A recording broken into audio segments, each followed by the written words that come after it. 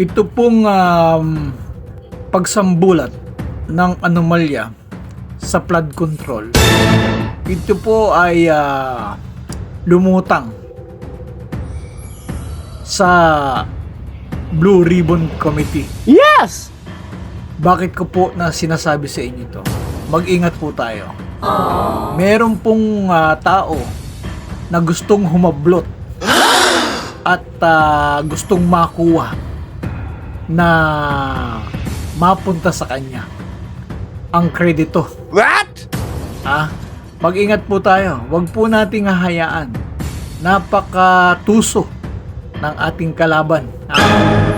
Alalahanin natin kung sino ang nagmamalasakit sa mga Pilipino sa bayan. Sa darating na 1 ng Setyembre, ang pangalawang pagdinig para sa anomalya ng flood control sa pamumuno ng ating buting Senator Marcoleta, dito malalaman natin at meron ng unti-unting mapipiga kung sino ang nagpapagalaw sa mga kontraktor.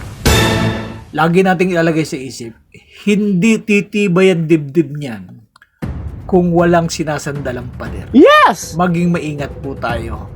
Inuulit ko, may mga taong gustong humablot at kumuha na kunyari sila ang nagmamalasakit, na sila ang may kakayahan. Hayaan mo na ang tao ang gumawa ng hatol. Nagpaliwanag ka, pinipilit mo na wala kang kasalanan. Yes! Tsakin mo na ang tao maniniwala sa'yo. Pinaka-arbiter, katapos-tapusan, yung tao eh. Ano maniniwala mo yung tao?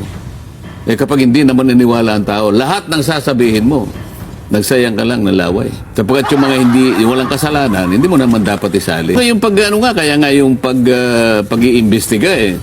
Sino ba yung nasa likod ng mala o numalya? Walang nasa likod. Di ba?